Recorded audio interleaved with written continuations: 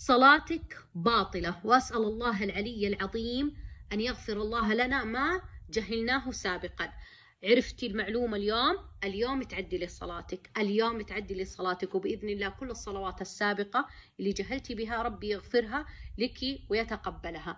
أما وصلتك المعلومة وما عدلتي فصلاتك باطلة وسترد لك ولن تقبل منك. الصلاة هي الفاصل بين الجنة والنار، بين الكافر والمؤمن، ومن واجبي وواجبك إن نوصلها لكل شخص عن طريق الواتساب أو السناب أو جميع جروبات وسائل التواصل الاجتماعي.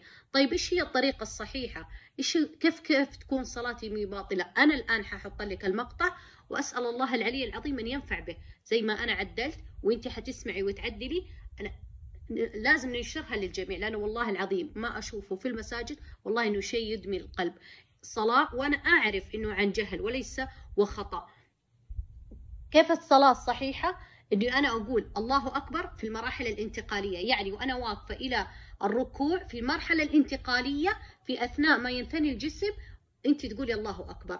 في أثناء سجودك في المرحلة الانتقالية، يعني أثناء استقرارك في السجود أو في الركوع ما تقوليها فقط في المراحل الانتقالية. الآن ححط مقطع، وأتمنى إنه هالمقطع هذا ما يوقف عندك ويوصل للجميع، جميع التواصل الاجتماعي اللي موجودة عندك، لأن الرسول صلى الله عليه وسلم قال ما زال الخير في أمتي إلى أن تقوم الساعة. وبإذن الله ما وصل لك إلا أنت فيك خير، وبإذن الله حتساعدي على الخير، لأننا كلنا مسلمون، ومهمتنا في ديننا ومن نهجنا الأمر بالمعروف والنهي عن المنكر.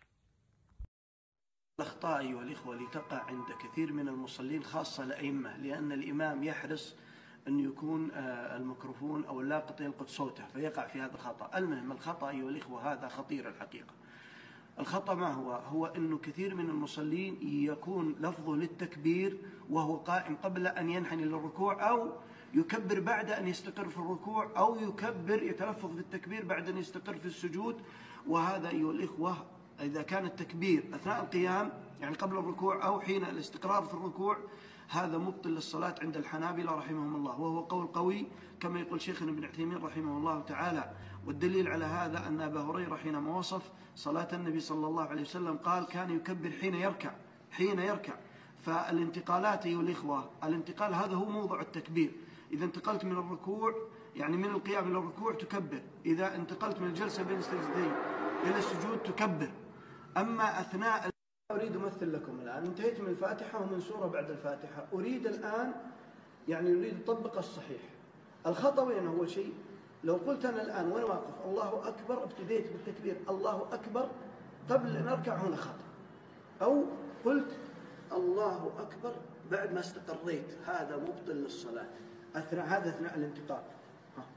الله أكبر أثناء انتقالي سمع الله لمن حمده، مو أقول مثلا بعضها الأئمة الله يهديه يقول سمع الله لمن حمده بعد ما استقر في ركن آخر، هذا خطأ.